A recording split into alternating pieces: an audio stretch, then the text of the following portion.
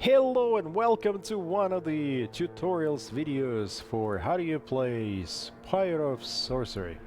So today I'm going to focus in this video on moving around the map and what do you see generally on the map and how do you handle that. Then there's a separate video for working with your characters, changing their stats, looking at the personal traits, changing their visuals, cooking and concocting, and then there is a different video for spell casting, but that's a separate topic.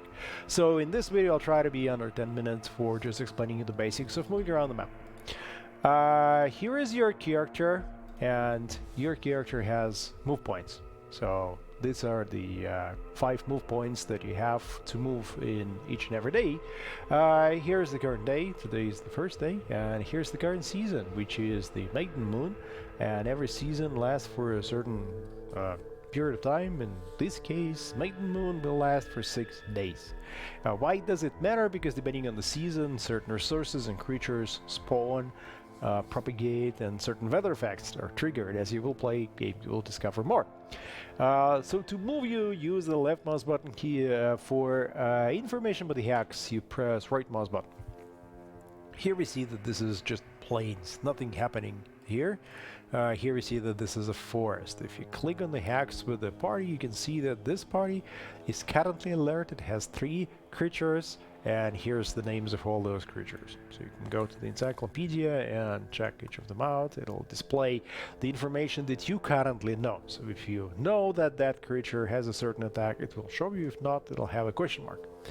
On the game you have also resources, food resources, alchemic resources, as well as weather effects. Whenever you come across something new, there's a discovery card popping up here, but that is for your whole experience. So it means that if I discover certain things and then I replay, the game is not going to show me the same thing again. It's only once that you see it. If you click on the card, you go to encyclopedia for that specific item. So here's a passive object. It's a destroyed giggler hunt. I cannot see the description until I get there, so let me try to get there. You end your day by hitting this button, which is also here, or just hitting space on your keyboard. These guys have lost me. They're back to idling because they cannot enter the forest, so to them I am invisible. You can use it to your advantage because certain creatures cannot enter certain biomes. That's up to you to know. Not sure we talk about this encyclopedia. Maybe it's something we can improve. So as you step on the passive object, you can read the description. It's helpful for things like signposts because they give you sometimes a good idea of what you should do. Now I'm on my way to find some resources, and as I'm on that way, I'll show you the basics of this crit. My party is up there, the 3 of them. I can change their order by clicking this button and then just swapping them around. At this time it doesn't really matter much because I only have 3, but if I would have 5 or 6, then I'll be able to select the 3 of them to go to encounter and then some more to be the extras and call them later on. Here's my sustenance level. I'm doing all right. This button allows me to go somewhere and then go back to the map, to my party. Here's the list of quests. So maybe let's take a look at here. I got a main quest called Wildlands, and this button will show me that place on the map right here. Using the mouse wheel, you can zoom out or zoom in. So let me just go back to my party right here. And then you don't see those buttons because they're hidden by the camera, but here's the cooking pot where I consume food and cook food. And here's the alchemic cauldron where I prepare my alchemic potions. And if I click on any of those characters, I go to the inventory of the party, which is sortable, and then also the character sheet, and I can switch the characters by using these arrows to just scroll through the whole party. So let's go and find some resources, and then I'll show you weather effects and probably a way to engage parties. So let's end the day and just go up. I'm moving towards my goal. I need to escape into the wildlands. I think it's pretty easy down here. And of course I have a bunch of equipment and every other item that I created for myself for this tutorial, so I have some high-level things. What you need to know about those parties is that if you attack them, then you hold the initiative in the encounter and you will do the first action. That's helpful because sometimes you can just kill the opponent before they can bite you. And the other way around. If you get attacked by an opponent, then they will have the turn before you, and they may inflict some damage on you even before you can respond. Some more discoveries. So let's go here. Here's a signpost, and here's an idle party of 2 protector and a guardian. They look like that. What I'm gonna do is I'm gonna make myself visible so that this party is triggered, and then I'll try to walk past them. So let's do it like that. Boom! You see that they're alert now, and when the party is alert, they're gonna make 1 step towards the source of the noise, of the intrusion. So they're gonna move here or here. And that guy is already in pursuit, so they will just try to get as close to me as possible. So what I'm gonna do is gonna step here and end my day and let this guy move and then go around them. It's one of the options for bypassing the parties. So I was not so lucky because I got attacked by these guys. So I'm not gonna show you how to spellcast in this video. Let's just retreat. Let's just run away. So here's the button for retreating. And I'm gonna get some fatigue for that, but I can still do it. Running away. Generally, running away from encounters gives you some extra fatigue. The season has changed. So first of all, let me finish my idea. My idea was to sneak past that guy, read what it says on the signpost, and then just sort of keep going into the wildlands where I wanted to. Lots of discoveries, lots of new things are happening. Yeah. So let me show you some weather effects. So here, for example, it's freezing rain. And what does it give, this freezing rain? It gives you a couple of effects in encounters, and in travel mode it gives you low visibility. And what is low visibility in this case? It means that I can hide under the rain from creatures and they will not see me.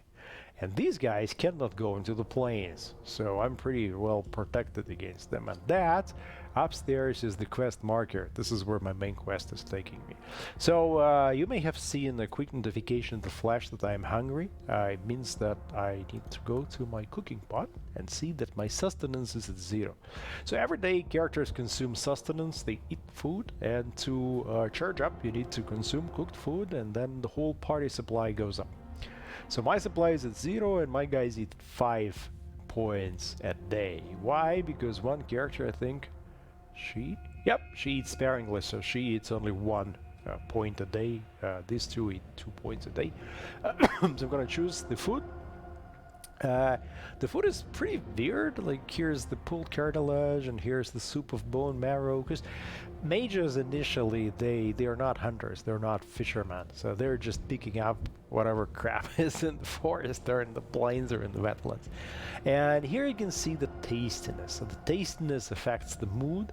Some characters don't care, and some characters really care about the bad food or the good food, but generally you can say that eating food with tastiness of 2 will increase the mood by 2, and eating something that is -10 will decrease your mood by 10. So let me just eat maybe this hardtack. So hardtack, misses the visual, fantastic.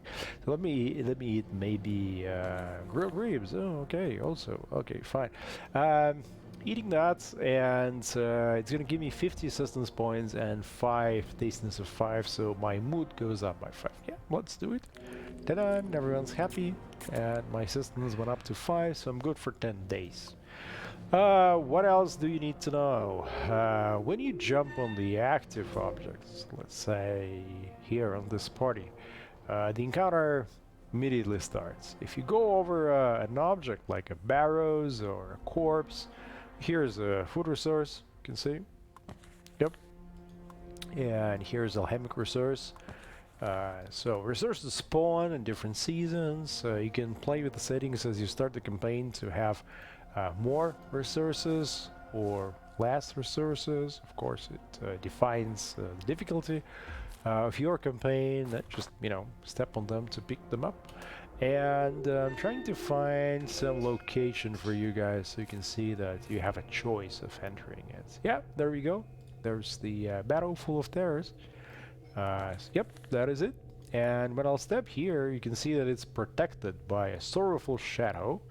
And I do have a choice of whether or not I want to engage or not. So let's just go there and I will show you how that works. I step on the battle, read the description, and then do I want to go in or not? Oh, no. So, okay, I stay here without engaging in the encounter. And then some other effects, like these guys, Creeper Whiffs, they're not so easy on you as the rain. In the encounter, we don't know what they give, not discovered yet, so you have to discover stuff to know. But in the travel mode, we can see that it's cursed grounds, meaning that the creatures that are alive do not enter here. So I can hide here from, let's say, a pursuit. But it also has poisonous vapors, which will give me a chance of getting poisoned. Ba-bam! You see? Everyone got poisoned, right?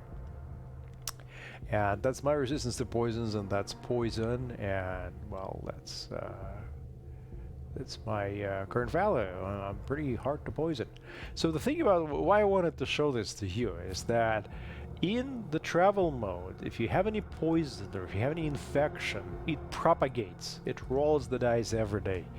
And then every day each character loses one fatigue. So here, she has a fatigue and she should lose it when I change the day. Yep, she lost it. So in the future we will transition to campfires, and in the campfire you'll need to light up the fire and sit around and maybe risk some engagement with other entities that will see the fire and come to investigate. But at the moment, every day you lose one token of fatigue, so that's easy peasy. And then infection and poison roll the chance to propagate. So that means that she has one, well, I mean, let's just, as an example, let's pass a few days, right? There you go. The poison token propagated, now she's got 2 poison tokens, and a few more, and then she'll get the ailment, she'll get the poisoning. That means that treating stuff early is good. If you have infection, if you have poison, try to cure it before it propagates, before it has, you know, sort of goes into a bigger problem. So that's about it for today, for this video. And in the next video I'll focus on spellcasting, and in the other video I'll focus on cooking, concocting, upgrading the spire, and upgrading the stats of your characters and changing the looks. You'll see the links in this playlist, and see you later.